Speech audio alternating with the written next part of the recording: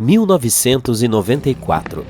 Estava escuro, então ninguém viu duas silhuetas abrindo as saídas de emergência de um complexo de cúpulas de vidro no Arizona, conhecido como Biosfera 2. Estavam determinados a libertar 7 pessoas trancadas lá dentro por um mês, arriscando suas vidas em nome da ciência. A missão foi cumprida, mas eles foram acusados de invasão de propriedade e vandalismo. Os vândalos eram Abigail Allen e Mark Van Thilo. Eles estavam entre os primeiros 8 pobres coitados que viveram naquele lugar como cobaias, e não queriam que ninguém mais passasse pelos mesmos horrores que eles haviam experimentado. 150 milhões de dólares foram gastos para verificar se os seres humanos poderiam criar condições de vida adequadas em outros planetas, como Marte. Para isso, os cientistas construíram um mini-mundo com mais de 3.000 espécies de plantas e animais. A Biosfera 2 era um habitat isolado de 3 acres, com sua própria mini-floresta tropical, uma praia particular com um recife de coral, uma savana, um pântano e até mesmo um deserto. Entre 1991 e 1993, nada podia entrar ou sair daquele lugar. O grupo de 8 pessoas trancadas lá dentro se autodenominava biosferianos, vestindo macacões semelhantes aos de Star Trek, cultivando seu próprio alimento e respirando seu próprio ar. Eles começaram com grandes esperanças e um café da manhã no estilo de um hotel 5 estrelas, mas as coisas tomaram um rumo mais sombrio com o passar do tempo. A equipe inteira estava morrendo de fome e ficando laranja. Na Biosfera 1, que é a Terra real, você pode pedir uma pizza em 2 minutos. Mas dentro da Biosfera 2, eles levaram 4 intermináveis meses para preparar uma marguerita. Eles tiveram que colher trigo para fazer a massa e ordenhar cabras para obter o queijo. A meta era ser totalmente autossuficiente, e eles se tornaram parte de uma atmosfera, literalmente. Quando expiravam, seu gás carbônico alimentava as batatas doces que estavam cultivando. E essas batatas doces se tornaram parte deles, pois estavam basicamente comendo os mesmos carbonos repetidas vezes. Eles se banquetearam com tantas batatas doces que sua pele ficou laranja devido ao excesso de beta-caroteno. O que parecia uma situação engraçada na época evidenciou um grande problema. As colheitas na Biosfera 2 foram uma decepção total e a equipe estava passando fome. Eles estavam ficando loucos de fome, e momentos de raiva repentina os levavam a fazer coisas lamentáveis, como roubar bananas do depósito no porão. Em algum momento, o freezer teve de ser trancado. Nos primeiros 6 meses, cada um deles emagreceu entre 8 e 26 quilos. Todos os dias, alguém se encarregava de pesar os alimentos frescos para o cozinheiro, registrando as informações sobre os nutrientes no computador para garantir que a equipe atingisse as metas recomendadas de calorias, proteínas e gorduras. Inicialmente, as refeições eram servidas em um estilo buffet, mas à medida que a equipe ficava mais faminta, os cozinheiros começaram a dividir meticulosamente a comida em porções iguais. Sua dieta, feita principalmente de batata doce, cenoura, frutas e ocasionalmente carne aos domingos, deveria mantê-los ativos durante aquelas exaustivas semanas de 80 horas de trabalho físico pesado. Os biosferianos estavam saindo de cada refeição ainda com fome e tinham sonhos recorrentes com hambúrgueres do McDonald's, sushi, barras de chocolate e tortas. O ar estava acabando. Todo o local era completamente vedado, com aço e vidro na parte superior e um piso de aço sólido na parte inferior. Os gerentes se certificavam de verificar tudo que entrava para evitar que materiais sintéticos emitissem gases nocivos. As áreas de convivência eram mobiliadas com lã e madeira, e eles não podiam usar desodorantes químicos nem soprar velas de aniversário. Os biosferianos contavam com os alimentos que cultivavam e com sua mini-floresta tropical para produzir oxigênio suficiente para sua sobrevivência. No entanto, eles estavam perdendo oxigênio muito rapidamente, se afogando em suas próprias emissões de dióxido de carbono. E o pior de tudo é que não tinham ideia do motivo. Com mais 9 meses de experimento pela frente, os níveis de oxigênio haviam caído de 21% para cerca de 15%, o que é como viver no topo do Monte Fuji. Eles se sentiam péssimos, estavam basicamente se arrastando pela biosfera. Não conseguiam nem mesmo terminar uma frase sem parar para respirar. Em seguida, começou a apneia do sono, e alguns acordavam com falta de ar. Para produzir os níveis de carbono dentro da Biosfera 2, eles tentaram algumas medidas desesperadas, como cultivar plantas loucamente, reduzir a irrigação do solo o máximo possível e até mesmo desistir de cultivar. Como nada funcionava, todos concordaram que haviam atingido um ponto perigosamente baixo e pediram ajuda. Caminhões refrigerados apareceram para bombear oxigênio puro para a Biosfera 2. Assim que o gás começou a fluir, eles caíram na gargalhada e começaram a correr. O ecossistema estava uma bagunça completa. Os beija-flores e as abelhas desapareceram depois de alguns meses, de modo que as plantas não estavam mais sendo polinizadas. Minhocas e ácaros atacaram as plantações e as baratas assumiram o controle. 4 espécies de baratas foram levadas para dentro para reciclar a matéria orgânica, mas a barata doméstica comum foi a última sobrevivente. De alguma forma, elas entraram sorrateiramente e se multiplicaram, tornando-se uma séria ameaça às plantações. À noite, a cozinha ficava cheia de baratas assim que as luzes se apagavam. Para combater a infestação, o grupo untava canecas de café com lubrificante e colocava pedaços de mamão dentro delas como isca. As baratas subiam em seu interior, mas não conseguiam escalar as laterais escorregadias para escapar. Passar fome, não ter oxigênio, lidar com infestações de insetos, isso é o suficiente para enlouquecer qualquer um. Discussões acaloradas levaram a copos sendo jogados e pessoas sendo cuspidas. Por fim, o grupo inteiro se dividiu em 2. Eles pararam de se falar e podiam passar um pelo outro nos corredores sem sequer fazer contato visual. Metade deles queria mais comida e oxigênio para continuar a pesquisa com alguma dignidade, enquanto a outra metade acreditava na sobrevivência sem ajuda externa, não importando os custos. A verdade é que a câmara selada havia sido rompida muito antes de tudo isso. Apenas 2 semanas depois de entrarem, uma biosferiana chamada Jane Pointer cortou a ponta de seu dedo em um acidente de cozinha enquanto fazia arroz. O médico da missão tentou costurar a ponta de volta, mas não funcionou e seu dedo ficou preto em poucos dias.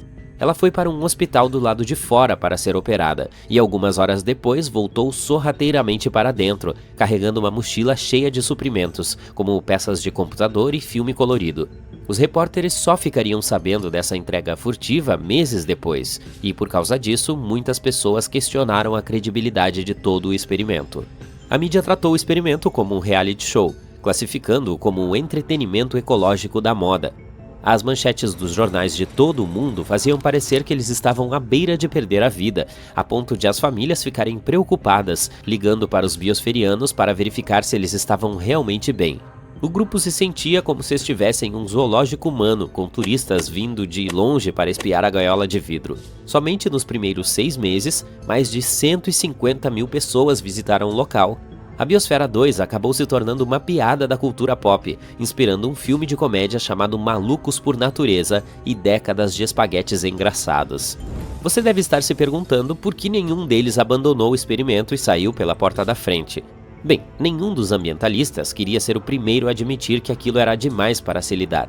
Além disso, todos ainda tinham esperança de que poderiam de alguma forma decifrar o quebra-cabeça da construção da Terra número 2.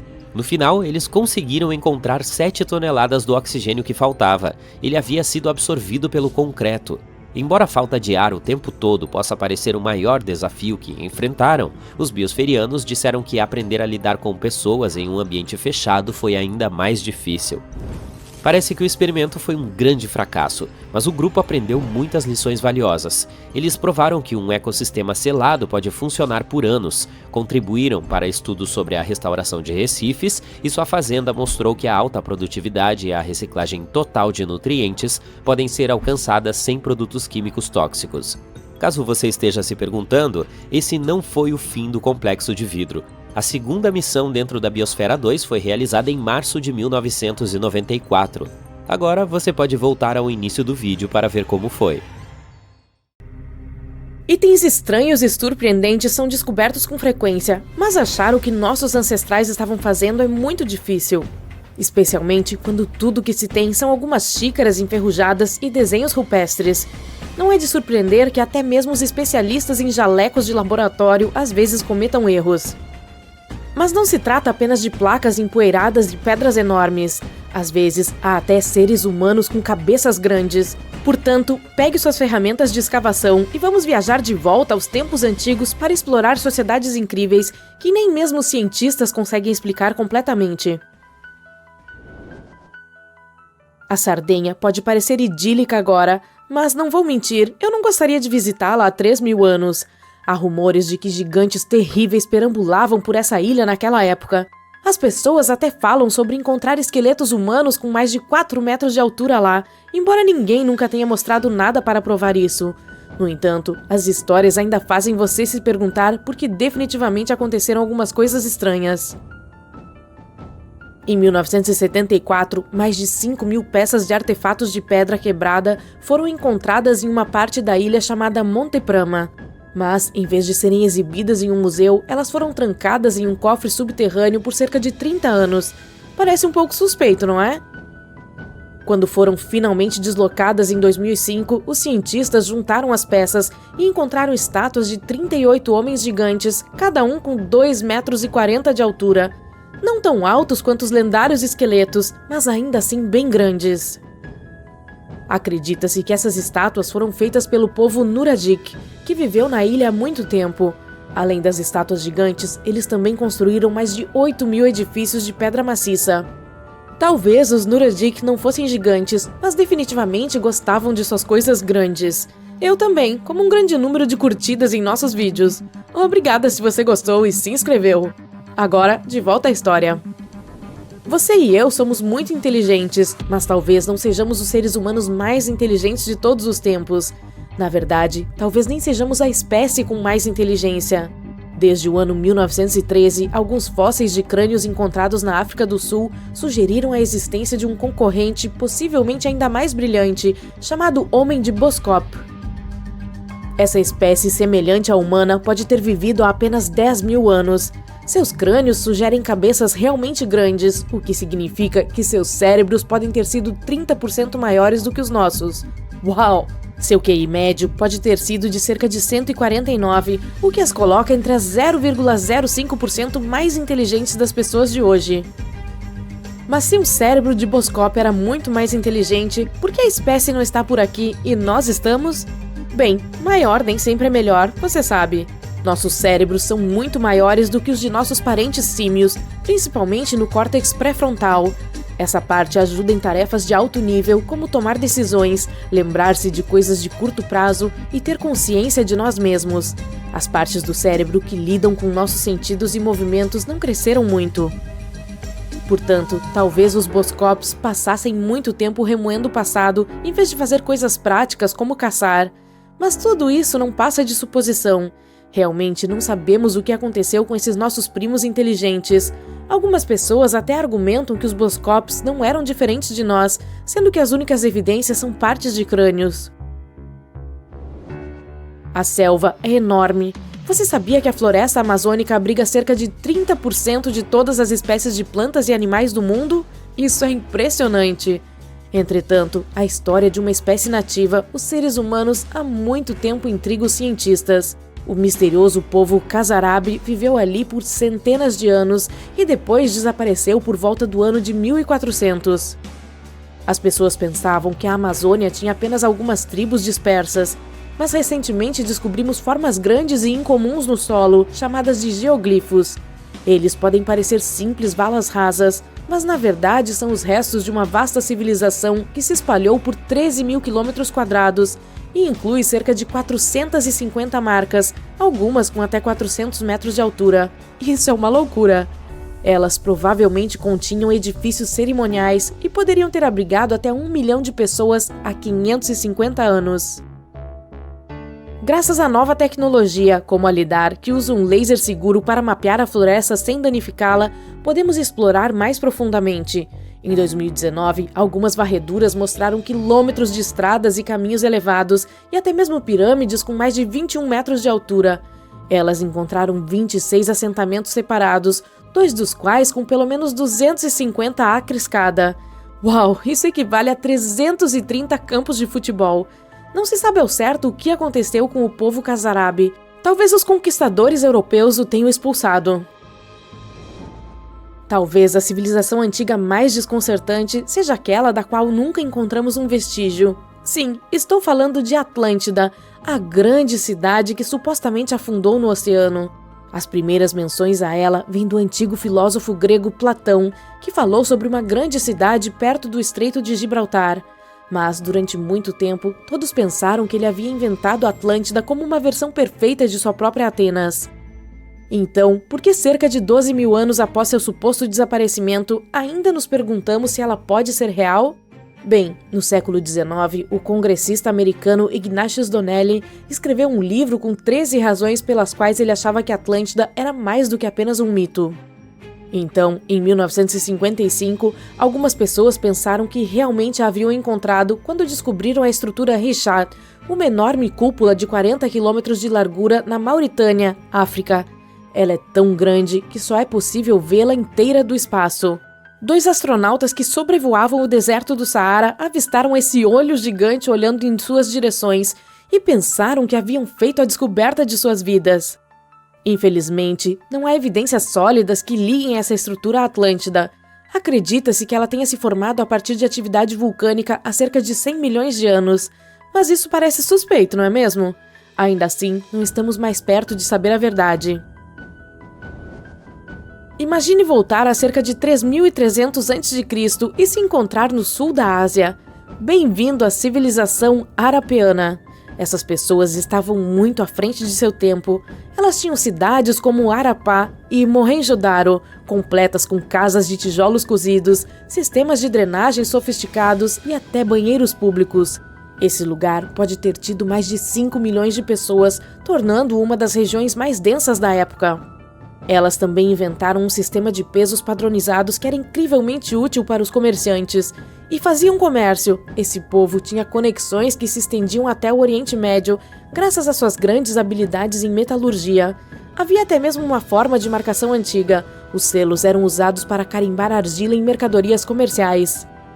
Apesar de serem tão avançados, com uma vida urbana próspera, há muito mistério envolvendo sua linguagem escrita. Temos fragmentos de sua escrita, mas ninguém os decifrou ainda, mesmo com toda a tecnologia que temos hoje. Também ainda não sabemos exatamente como funcionava sua sociedade. Parece que seus habitantes não ostentavam seu status social tanto quanto outras civilizações. Não havia grandes palácios ou monumentos maciços. Em vez disso, seus maiores edifícios podem ter sido celeiros e eram muito práticos. Infelizmente, todas as coisas boas chegam ao fim. Por volta de 1800 a.C., essa civilização começou a declinar, possivelmente devido a mudanças nos padrões dos rios. Com a mudança do ambiente, os Harapãs se mudaram para terras mais hospitaleiras. Você já ouviu falar do Minotauro? A fera com cabeça de touro e corpo de homem, caçando os corajosos viajantes em um enorme labirinto. Bem, essa não era uma história qualquer, e sim um dos dramas mais populares do mundo antigo, e foi inspirado por este lugar, a Ilha de Creta. Os minoanos viveram ali durante a Idade do Bronze. Eles tinham palácios deslumbrantes, afrescos incríveis e uma cultura tão rica que ainda fascina os historiadores até hoje. E construíram lugares como Knossos, que era tão complexo com seus edifícios de vários andares e corredores elaborados que pode ter inspirado todo o mito do labirinto. Sua engenharia estava tão à frente de seu tempo que até mesmo seus sistemas de drenagem eram mais avançados do que muitos que temos hoje. Diga nos comentários qual dessas histórias você acha mais fascinante. E muito obrigada por assistir. Quão sozinhos estamos na nossa galáxia? Grilos. Sim, estamos quase sozinhos aqui. Mas será que existem outras civilizações à espreita em algum lugar lá fora, nas profundezas da Via Láctea? Elas poderiam ter más intenções e ser uma ameaça para nós? Como se precisássemos de mais ameaças. Bom, ei, vamos nos divertir um pouco com isso. Alguns teóricos revisaram a história humana e as ações passadas uma contra a outra. Não tem prêmios de Miss Simpatia lá. E, supondo que fosse de alguma forma como nós, usaram isso para calcular a probabilidade de invasores espaciais. Eles determinaram que poderia haver 4 civilizações malignas em nossa galáxia. As 4 podem estar ansiosas por dominação intergaláctica, ou talvez apenas por uma boa partida de dominó. Elas podem ser altamente avançadas em tecnologia, ou podem ter acabado de inventar uma versão maligna dos consoles de games. Para entender o quão avançadas essas culturas podem ser e o que esperar, há uma maneira de definir seus níveis de ameaça. Um método chamado Escala de Kedashev analisa as possíveis habilidades das nações intergalácticas. Com 3 níveis diferentes, essa escala analisa a quantidade de energia que uma civilização poderia tirar de sua estrela, indicando seu nível de tecnologia. Isso inclui apenas aquelas que alcançaram a comunicação interestelar. Portanto, quaisquer outros seres que usem, digamos, pombos espaciais serão, é claro, excluídos. O tipo 1 mostra que elas podem aproveitar a energia do Sol, mas apenas do que é recebido dentro de seu próprio planeta, como painéis de energia solar. O tipo 2 é onde elas podem usar a energia diretamente do Sol, como através de uma esfera de Dyson. É usada para aproveitar toda a energia do Sol, tendo sido construída inteiramente em torno dele. E por fim, o tipo 3, onde a civilização pode usar todos os elementos fornecidos pela galáxia, com o poder não apenas de aproveitar a energia das estrelas, mas também dos buracos negros, até mesmo do buraco negro supermassivo central. Esses níveis são importantes para avaliar como as civilizações avançadas podem estar por aí. Estima-se que a Via Láctea tenha cerca de 13,6 bilhões de anos.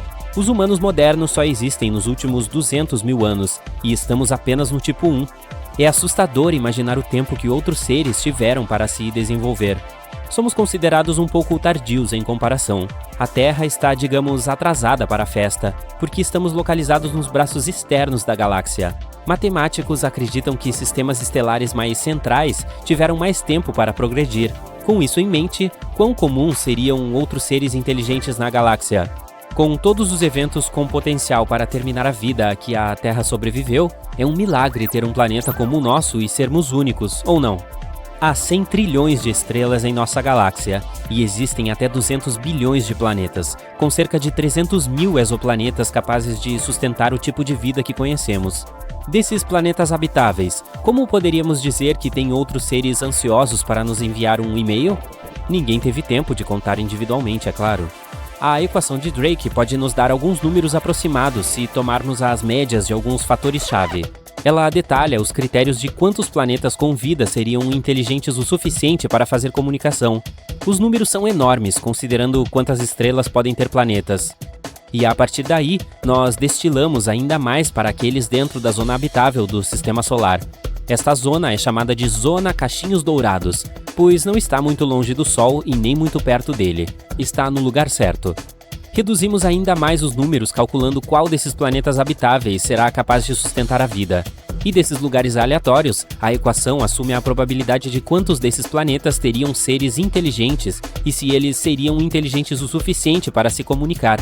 Os critérios são complicados e, portanto, não é uma equação fácil de explicar. Mas, de acordo com sua estimativa, pode haver até 100 milhões de planetas com civilizações inteligentes. Mas, assim como na história ou nas dificuldades da Terra, essas civilizações também podem ter seus desafios. Eventos que exterminam o mundo devem ser adicionados na equação, como asteroides, explosões solares, supervulcões e supernovas.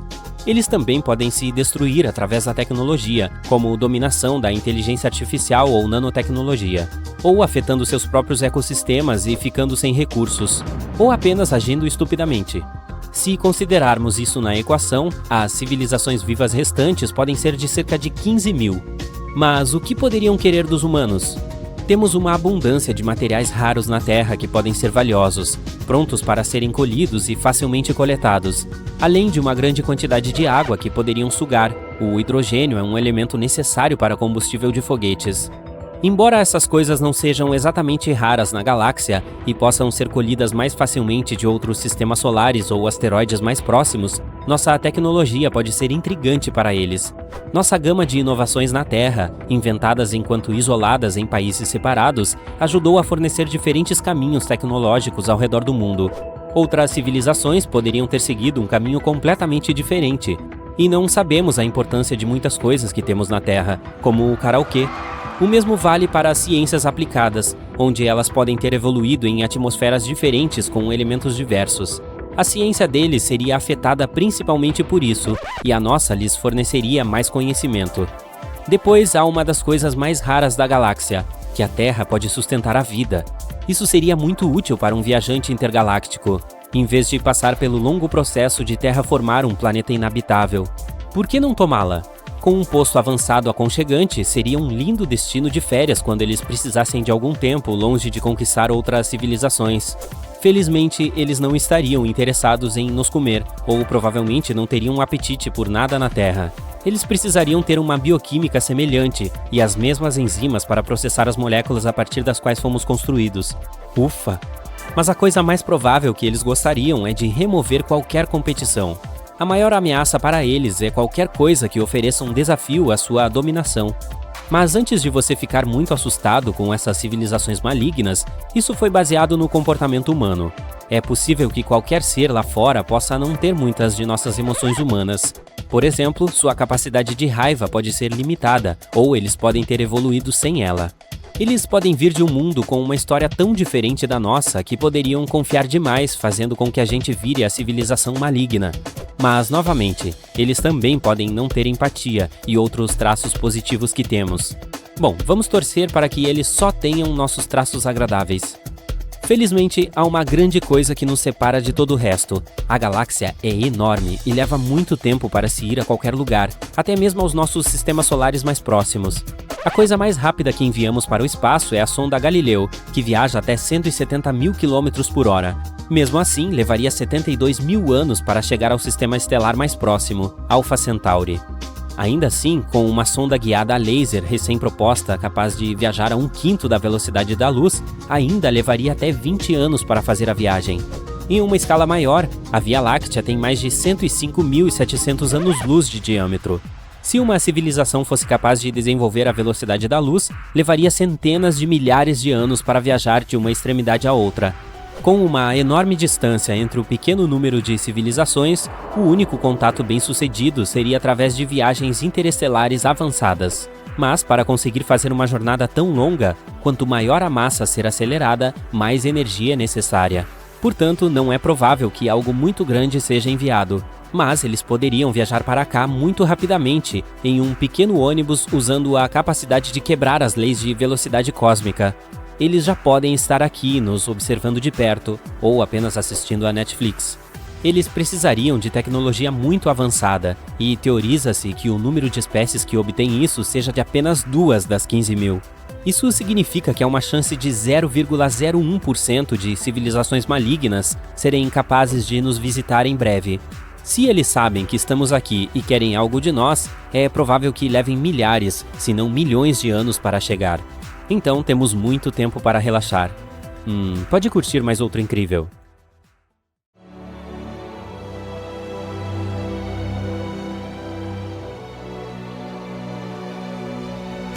Dezenas de espaçonaves e centenas de sondas decolam do nosso planeta e se dirigem para o irmão gêmeo dele, Vênus. Ele tem quase o mesmo tamanho da Terra e cerca de 80% da massa dela. As temperaturas são muito altas para os humanos e ali não existe o ar ao qual estamos acostumados a respirar.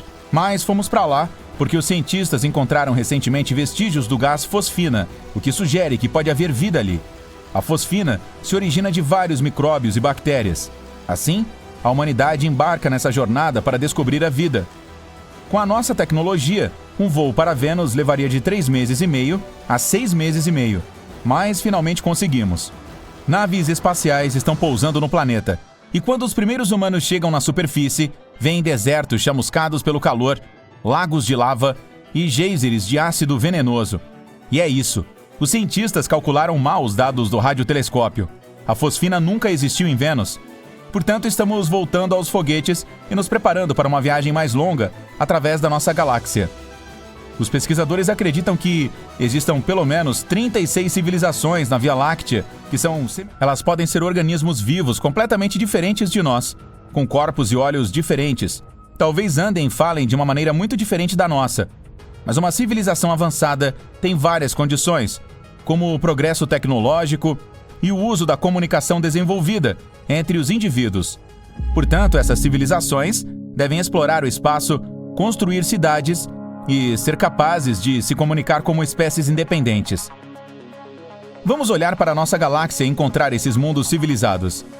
Assim, a Via Láctea é uma espiral de 100 mil anos-luz de lado a lado.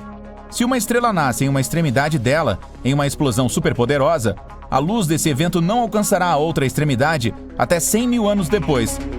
Existem cerca de 100 bilhões de estrelas e, perto de cada uma delas, pode haver mundos semelhantes ao nosso sistema solar.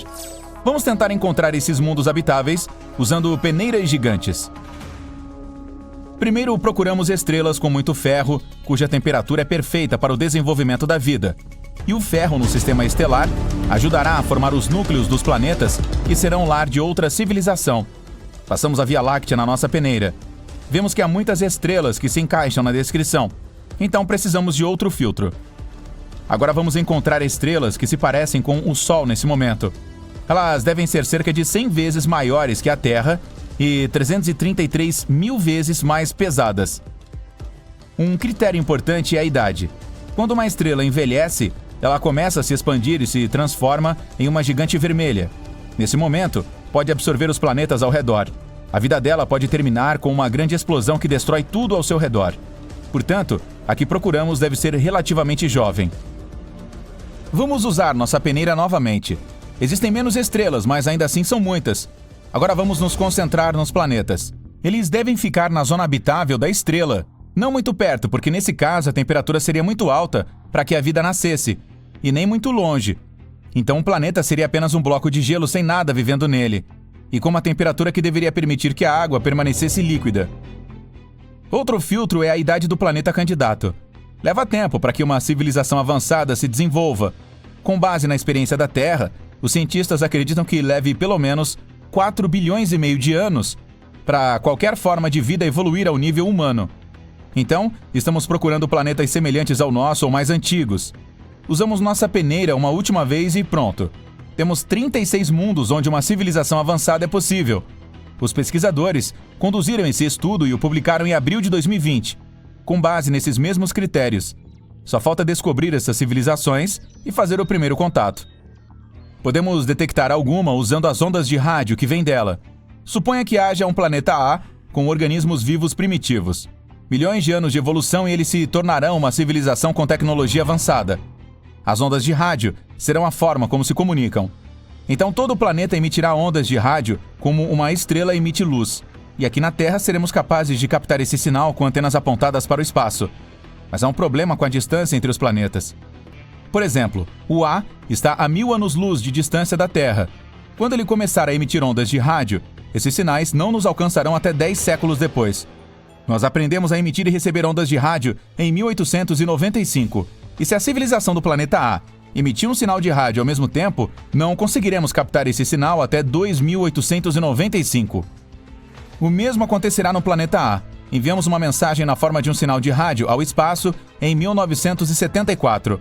Nele, codificamos nosso sistema numérico, o DNA humano e informações sobre o nosso sistema solar. Se houver uma civilização avançada no planeta A, ela será capaz de receber a mensagem apenas em 2974. E teríamos que esperar mais um milênio para obter uma resposta. Outro problema com as ondas de rádio é que elas não parecem um brilho constante no planeta, mas uma erupção. E são usadas apenas em um determinado estágio da civilização. No início, é o principal método de comunicação, mas depois começamos a utilizar telefones celulares, TV a cabo e fibra ótica. E à medida que a tecnologia avança ainda mais, nossas ondas de rádio levemente começam a desaparecer. Portanto, temos apenas cerca de 100 anos de uso ativo do rádio pela civilização. Um dia, captamos um estranho sinal de rádio de origem desconhecida. Suas características sugeriram que ele fora criado artificialmente, talvez por uma civilização do espaço sideral ou uma nave estelar de passagem. Outras pesquisas a respeito não deram resultados. Isso deu origem a muitas teorias e argumentos sobre o que realmente era. Pode ter sido um sinal da Terra refletido em um satélite voando pelo céu, ou talvez vestígios de um cometa a alguns anos-luz de distância. Mas vamos supor que tenha sido de uma civilização distante, uma das 36 que provavelmente existem. Agora precisamos entrar em contato com ela. Então jogamos nossa bagagem em um foguete e partimos na direção do planeta suspeito. Nossos foguetes podem voar a 28.300 km por hora. Isso significa que um foguete pode cruzar os Estados Unidos inteiro em apenas 8 minutos. Mas ainda que uma civilização avançada vivesse perto de nossa estrela mais próxima, a Próxima Centauri, levaríamos cerca de 73 mil anos para chegar lá. Mesmo na velocidade da luz, seriam 4,2 anos. Portanto, precisamos resolver o problema das viagens espaciais. Nossos cientistas planejam atingir cerca de 1/4 da velocidade da luz com um laser. Um poderoso feixe da Terra empurrará uma sonda microscópica na direção certa. Ela pode chegar ao nosso destino em cerca de 17 anos. E em mais 4, quando o sinal dela chegar à Terra, saberemos se existe uma civilização avançada. Outra possibilidade para viagens mais rápidas do que a luz é a espaçonave Bolha de Dobra, que teria de comprimir o espaço à sua frente e esticá-lo através de sua cauda. Então seremos capazes de alcançar qualquer ponto do universo em literalmente alguns segundos. Mas essa viagem continua sendo uma fantasia para nós. Talvez possamos chegar a diferentes cantos do universo por meio de buracos de minhoca, que são atalhos semelhantes aos túneis, mas há um problema. Esses buracos de minhoca podem ficar dentro de buracos negros, e são os objetos mais misteriosos do universo. Tão pesados que nem mesmo a luz consegue escapar da sua armadilha. Nossas espaçonaves também não suportariam a tensão. Existe ainda uma teoria de que a Terra é única porque nasceu em circunstâncias totalmente acidentais. Há 4 bilhões e meio de anos, nosso planeta era um bloco de lava que começou a esfriar e se solidificar. Mas sua tranquilidade foi quebrada por um asteroide do tamanho de um planeta inteiro voando. A colisão ocorreu em um ângulo tal que a Terra não foi completamente destruída, mas parte do asteroide permaneceu na nossa órbita. Uma rocha pesada perto do nosso planeta estabilizou nossa rotação, e a interação gravitacional com os destroços gigantes fez nosso núcleo esquentar. Além disso, o asteroide nos trouxe muita água. Essa colisão é extremamente improvável. É como ganhar na loteria, várias vezes seguidas. Mas até agora não temos nenhuma razão para acreditar que existe vida no espaço sideral. Assim como não temos motivos para acreditar que não existam civilizações avançadas no universo, exceto a nossa. Os eclipses solares são truques de mágica cósmica durante os quais a Lua repentinamente engole o Sol. Vamos tentar descobrir exatamente como funcionam e como você pode observar pessoalmente um desses eventos fascinantes.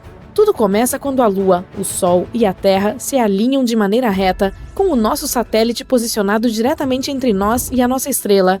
Esse alinhamento é possível porque a órbita lunar ao nosso redor é ligeiramente inclinada em relação à da Terra ao redor do Sol. Os eclipses solares acontecem apenas durante a Lua nova, quando ela está mais próxima do nosso planeta em sua órbita.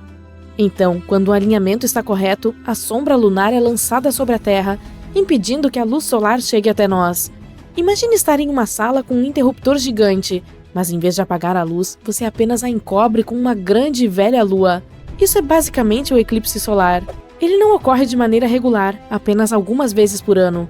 A frequência é determinada por muitas coisas, como o alinhamento da Lua, do Sol e da Terra, e pela posição do nosso satélite em sua órbita ao nosso redor. Existem 3 tipos principais de eclipses solares: total, parcial e anular. O total ocorre quando a Lua cobre completamente o disco do Sol e o céu fica escuro como se fosse noite. Essa fase pode durar de alguns minutos a pouco mais de 1 hora, dependendo da distância entre o nosso satélite e a Terra no momento. Esse evento só pode ser visível de uma região específica chamada de Caminho da Totalidade, tipicamente uma estreita faixa de solo firme ou mar. E se você estiver exatamente no lugar certo, poderá desfrutar dessa vista maravilhosa. Infelizmente, nem todo mundo tem essa sorte. Às vezes, a Lua cobre apenas parte do Sol. Nesse caso, você o verá de forma crescente, em vez de totalmente encoberto. Esse é chamado de eclipse solar parcial. E se você for realmente azarado, a Lua pode estar muito longe da Terra para cobrir completamente a nossa estrela. Nesse caso, verá um anel brilhante de luz solar ao redor da silhueta do satélite. Isso é chamado de eclipse solar anular. Os eclipses solares estão entre os eventos celestes mais espetaculares que podemos observar. São vistos e estudados ao longo da história e desempenharam um papel significativo em nossa compreensão astronômica. Por exemplo, os utilizamos para medir o tamanho e a distância da Lua e do Sol, para estudar a atmosfera solar e para testar a teoria da relatividade geral de Einstein. Eles sempre foram importantes para as pessoas, por isso não é de surpreender que ao longo do tempo tenham estado ligados a diferentes mitos e superstições. Algumas culturas os viam como um sinal de coisas terríveis por vir ou uma maneira de falar com suas divindades. Outras pensaram que poderiam ser usados para prever o futuro ou espantar os maus espíritos. Todas essas crenças mostram o quanto esses fenômenos significaram para as pessoas. Houve muitos eclipses solares fascinantes e memoráveis ao longo da história, cada um com sua própria história ou significado. Aqui estão exemplos de alguns dos mais misteriosos, legais ou famosos. O de Tales é um dos mais conhecidos da história. Diz-se que ocorreu no ano 585 a.C.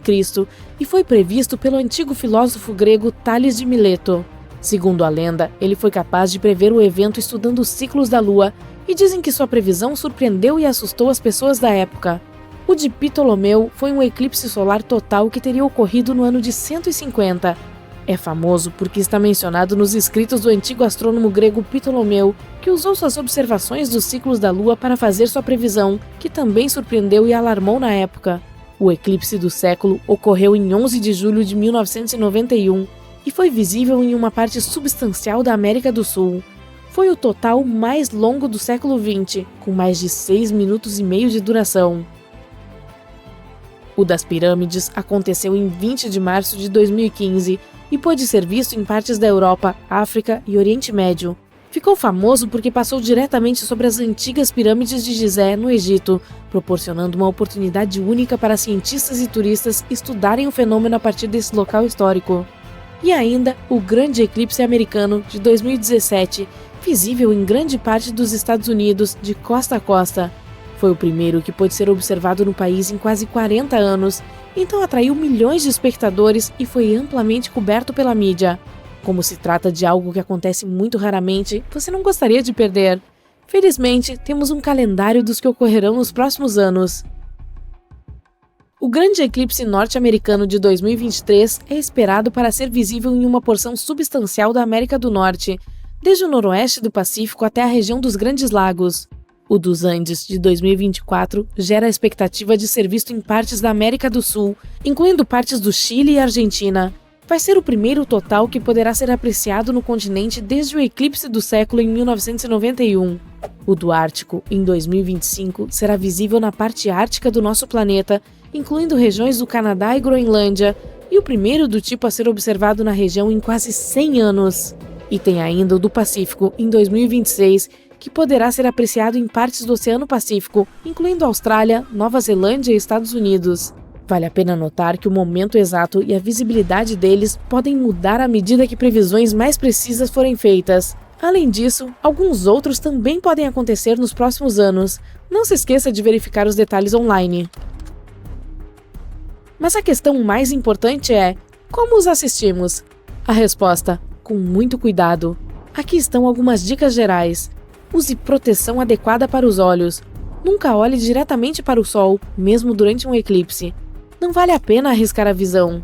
Para fazer isso com segurança, utilize coisas como óculos específicos certificados ou um projetor pinhole. Esses dispositivos permitem observar o evento sem olhar diretamente para o sol e ajudam a proteger os olhos dos efeitos nocivos dos raios solares. Encontre um bom local de visualização. Para obter a melhor visão de um fenômeno como esse, é importante achar um ponto que esteja dentro do caminho dele e tenha uma visão clara do céu. Use uma câmera ou telescópio. Se tiverem filtro solar, dá para tirar fotos ou observar tudo mais de perto. Apenas certifique-se de utilizar um filtro solar para proteger os olhos e equipamentos. Mantenha-se informado. É importante estar atualizado sobre os detalhes de um eclipse solar, incluindo o momento exato, a localização e o tipo. Essas informações podem ajudar a planejar o espetáculo e a garantir o equipamento adequado e as precauções de segurança. É isso. Simples, não é? Seguindo essas dicas, você conseguirá ver os eclipses solares com segurança e responsabilidade. E se der certo, certifique-se de tirar algumas fotos e compartilhá-las com seus amigos. Afinal, essa é uma experiência única na vida. Em algum momento dessa longa e muito interessante história, nosso querido planeta Terra estava meio que cochilando, apenas fazendo seu trabalho planetário, girando em torno do Sol. E então, BAM! A vida começa a se tornar extravagante. As plantas e os animais começam a se exibir, mostrando sua complexidade. Avançando um pouco, cerca de 65 milhões de anos atrás, para ser exato, ocorre um desastre cósmico. Ou pelo menos é o que presumimos.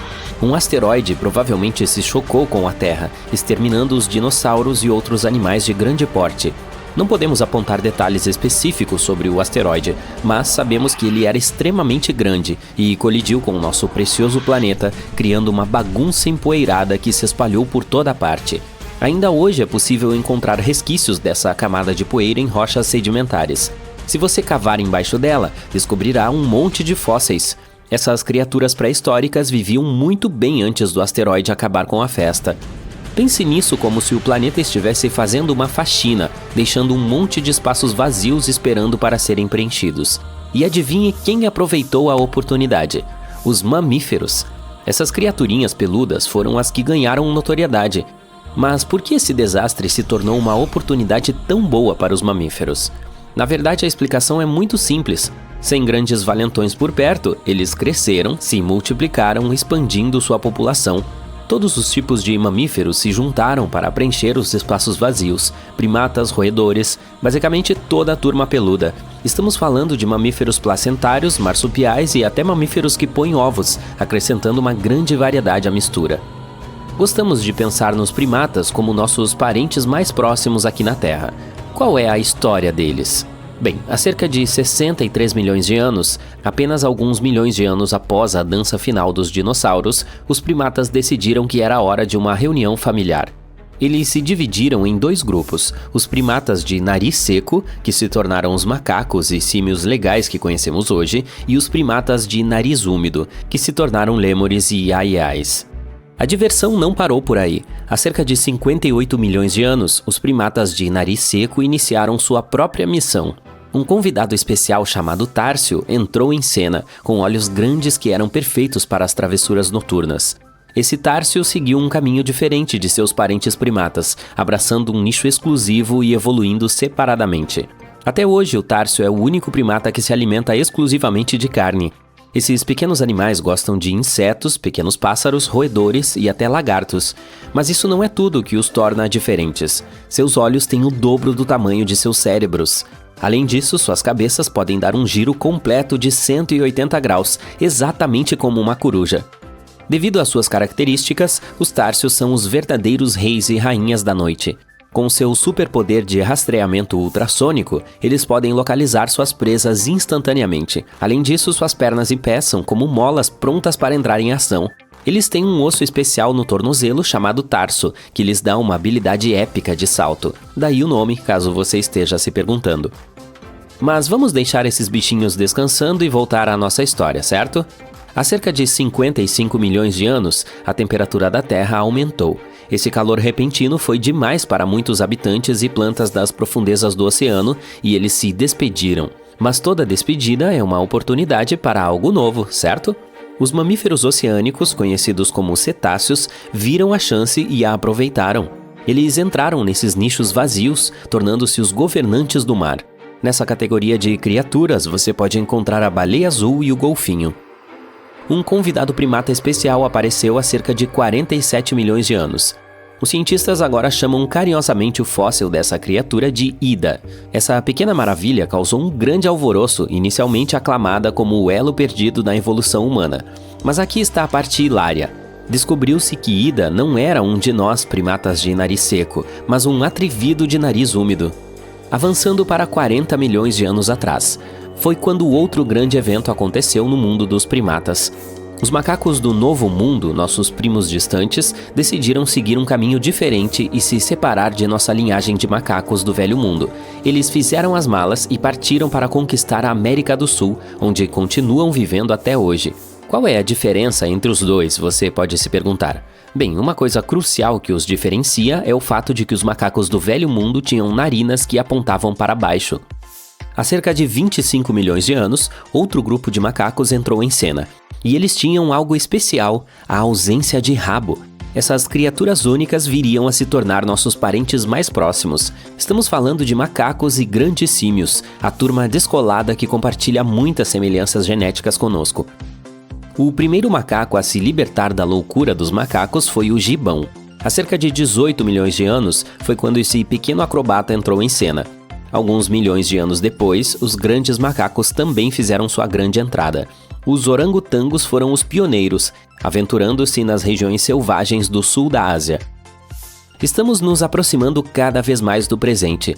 Há 7 milhões de anos, os grandes macacos fizeram uma grande bifurcação na estrada evolutiva. Um caminho levou aos nossos ancestrais, o futuro Homo sapiens, e o outro caminho levou aos chimpanzés e bonobos. Esses dois ramos de primatas permaneceram unidos por alguns milhões de anos antes de finalmente seguirem caminhos separados. Há 5 ou 6 milhões de anos, um macaco revolucionário chamado Ardipithecus entrou em nossa história evolutiva. Ele tinha um talento especial, o bipedalismo. Isso mesmo, esse foi um dos primeiros macacos a andar sobre 2 pés, o que provavelmente fez com que seus amigos primatas levantassem 1 ou 2 sobrancelhas. No entanto, os verdadeiros protagonistas chegaram há cerca de 4 milhões de anos, a equipe do Australopithecus. Esses foram os primeiros membros da subtribo hominina, nossa tribo. O que os tornou tão especiais? Bem, provavelmente o fato de que eles trouxeram à tona algumas ferramentas de pedra para ser preciso. Parece que em algum momento de sua evolução, esses primatas inteligentes começaram a usar pedras para facilitar a vida. Agora chegamos a um ponto de virada crucial em nossa história. Há cerca de 2 milhões de anos, nossos ancestrais enfrentaram uma escassez de alimentos. A sobrevivência do mais apto era o nome do jogo, e 2 estratégias surgiram. O primeiro grupo optou por mandíbulas mais fortes, o que lhes permitia mastigar alimentos duros, como nozes. O grupo 2 teve uma ideia diferente. Eles optaram por mandíbulas mais fracas, mas cérebros maiores. Eles queriam ter acesso a uma gama maior de opções de alimentos. Obviamente, o grupo com cérebro maior levou o prêmio. E é aqui que nossa turma entra em ação. Há cerca de 2 milhões e meio de anos, um tipo de primata, também conhecido como faz-tudo, deixou sua marca na história. Esses seres inteligentes tinham cérebros maiores e sabiam como fazer bom uso desses neurônios. Há aproximadamente 1,9 milhões de anos, surgiu uma nova estrela, o Homo erectus. Essas criaturas não apenas andavam eretas, mas também tinham cérebros com quase o dobro do tamanho do faz-tudo.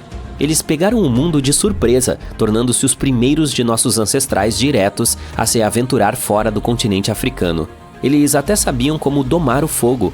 Há aproximadamente 700 mil anos, o mundo presenciou uma revolução. Surgiram as primeiras evidências da culinária. E há cerca de 500 mil anos, nossos ancestrais decidiram que era hora de ficar um pouco mais na moda, vestindo as primeiras evidências de roupas. Nossa própria espécie surgiu há apenas 300 mil anos.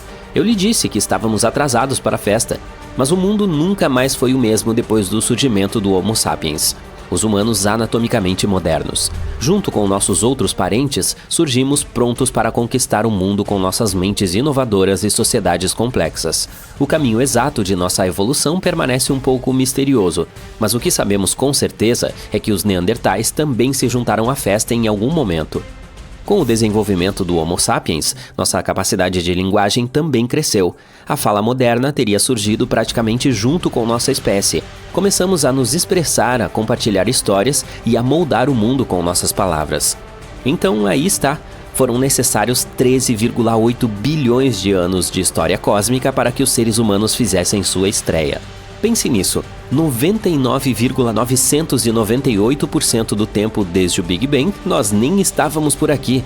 Nossa espécie, Homo sapiens, é a caçula da família da Terra, existindo apenas em uma fração mínima da linha do tempo do universo.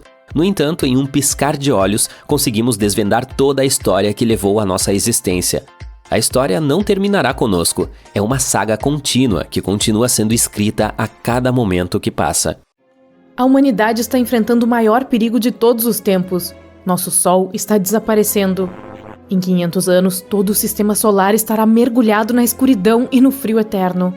Para salvar nossa civilização, as pessoas começam a construir uma enorme nave espacial que acomodará a população de todo o mundo dentro dela e irá para o espaço profundo. Em menos de 400 anos, a construção da nave está finalmente concluída. O Sol já está chegando ao fim.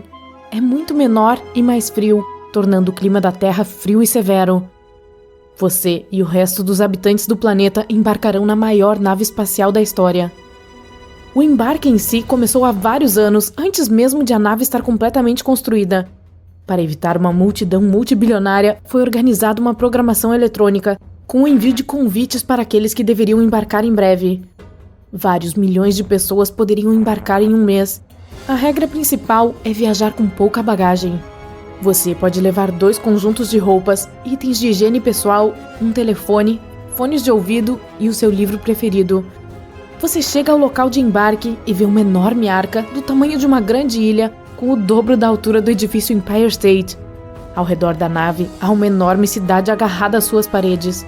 Trabalhadores da construção civil e engenheiros vivem aqui há décadas. Você está em uma longa fila, uma de 100. O acesso à nave é concedido a quem possui um documento de identidade válido. A identidade está vinculada à área de descanso dessa pessoa. Cada pessoa tem 2 metros quadrados de espaço, com uma cama e uma mesa de cabeceira. É claro que poderia ser muito menos espaço se as pessoas simplesmente se acomodassem em cápsulas de sono e voassem para um novo planeta. Mas nenhum planeta adequado para a vida foi encontrado ainda, então a nave será a sua casa por um bom tempo. Muito do espaço da nave é ocupado pela sala de máquinas. Enormes geradores de energia e motores potentes apoiarão o movimento de longo prazo de uma nave pesada no espaço sideral. Por fim, o embarque e a colonização estão encerrados. Os motores estão ligando. Uma voz está vindo dos alto-falantes e se espalhando por toda a nave, em contagem regressiva a partir de 10. Estes são seus últimos segundos na Terra.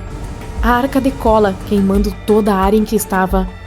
As pessoas olham para baixo, para sua antiga casa, com tristeza, mas ela está sendo substituída por esperança quando retornam seus olhares para o céu. A nave é dividida em 200 grandes seções de tamanhos variados. Cada seção é um país. Apesar dessa divisão, as regras da nave são iguais para todos: gerar energia, manter a paz e ajudar uns aos outros. A energia é produzida por bicicletas ergométricas. Uma pessoa pedala e gera energia cinética que abastece os motores. Este é o dever diário de todos. Por pelo menos 1 hora todas as manhãs, você pega uma bicicleta ergométrica e faz exercícios, garantindo o funcionamento normal da nave, mantendo sua atividade física e reduzindo o estresse. Então, você come e vai trabalhar. Aqui, assim como na Terra, você passa por lojas, bibliotecas e cinemas. A moeda é unificada para todos a bordo. Com o dinheiro que você ganha, você pode mudar de sua pequena cabine para uma maior. E claro, assim como na Terra, algumas pessoas conseguem facilmente muito dinheiro, enquanto outras trabalham 24 horas por dia, 7 dias por semana por uns trocados. Essa desigualdade não o incomoda tanto quanto antes. As pessoas do futuro aprenderam a valorizar a paz e o sossego, de modo que ninguém se arrisca a lutar no espaço limitado de moradia em meio ao vazio negro. Na nave existem zonas com ambientes verdes. São pequenos jardins botânicos que crescem com a ajuda de luz artificial. As plantas fornecem oxigênio à nave e ajudam as pessoas a se sentirem mais em casa. As reservas de água são grandes, porém limitadas. Para ajudar a conservá-la, as pessoas processam seus fluidos corporais. Eles são coletados em tanques especiais, filtrados, cuidadosamente purificados e, em seguida, enviados de volta para os recipientes de água potável. Mais de 50% dos resíduos de cada pessoa são transformados em água. A água fresca é reabastecida a partir do próprio espaço. A cada poucos anos, a nave se aproxima de um planeta. Com a ajuda de scanners e raios-x, os geólogos encontram rios ou lagos subterrâneos. Em seguida, eles enviam uma plataforma de perfuração para lá, bombeiam a quantidade necessária de água e a puxam de volta para a nave. Infelizmente, não há nada útil nesses planetas, exceto água. A maioria dos planetas não tem atmosfera e é inadequado para a vida humana. As pessoas procuram um local com condições ideais. Elas estão procurando uma cópia da Terra. Com a ajuda de tecnologias alimentares modernas, os cientistas conseguiram substituir vegetais, frutas e carnes naturais por versões artificiais. Maçãs ou batatas reais também estão disponíveis, mas são raras e extremamente caras. A nave já está viajando pelo espaço por várias décadas. As pessoas estão acostumadas com seu novo estilo de vida. Crianças nascem, as gerações mudam. As crianças nascidas e criadas na arca espacial ouvem, de olhos arregalados, histórias de pessoas idosas sobre como a vida era linda na Terra. Mas, a cada ano que passa, existem cada vez menos dessas pessoas que se lembram de seu planeta natal. Os filhos da arca estão lentamente aceitando que a nave pode permanecer como seu lar para sempre, mas ainda continuam procurando. Os cientistas usam telescópios e equipamentos poderosos para explorar o espaço e todos os dias procuram planetas potencialmente habitáveis. Ainda assim, não há nenhum por perto. Os mundos mais promissores estão a milhares de anos-luz de distância da nave. Enquanto isso, o espírito pacífico da primeira geração de moradores da arca se foi. As pessoas começam a quebrar as regras e o descontentamento está crescendo. Nem todo mundo pedala as bicicletas agora e falhas de energia se tornam mais frequentes. A desigualdade social é uma questão problemática. Algumas partes da nave se transformaram em favelas, enquanto outras se transformaram em moradias de luxo. O equipamento se desgasta gradualmente, dificultando a extração de água, e a maioria das plantas em zonas naturais murcha por causa dos sistemas de ventilação entupidos. Para economizar mais energia, algumas partes da nave estão sem fornecimento de ar e eletricidade. As pessoas que moravam nessas áreas precisam se deslocar para a parte central da nave. O espaço já apertado fica ainda menor. E com a falta de espaço pessoal, a irritação é crescente. Logo, fica óbvio que não há outra saída a não ser criar um motor mais rápido que a luz ou um motor FTL. Isso exigiria reformas grandes e mudanças na estrutura da nave. O assunto está em votação e, surpreendentemente, nem todos concordam.